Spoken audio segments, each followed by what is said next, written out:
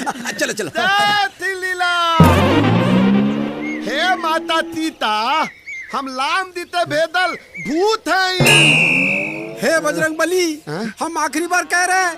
अरे ठीक से बोला, फिर से बोला। हे माता सीता, हम लाम दीते भेदल भूत हैं।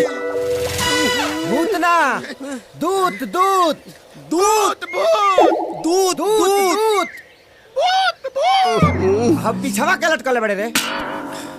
ये हनुमान जी ते वो था, हनुमान जी के। हनुमान जी के। अरे राजुआ, फिर आगे लेते अपना फुआ के गाँवे, तो अपना गाँवे मन ना लगेला का?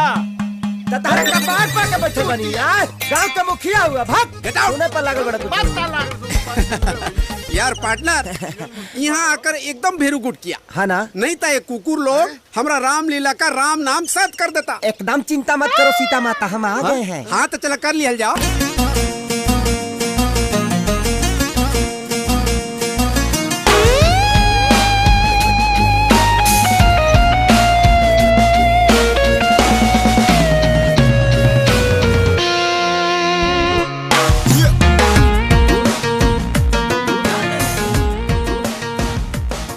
तो का हाल बा भैया लोग, कैसन लागल आप सबके वीडियो कमेंट करके जरूर बताएं। जा वीडियो थोड़ा सा छोटा रहा, अगर आप और आगे के वीडियो देखे के चाहते नहीं जा ओरिजिनल सॉन्ग पे, तो हमने के डिस्क्रिप्शन में ओरिजिनल सॉन्ग के लिंक दिया बा, आप जाके जरूर देख सकें जा।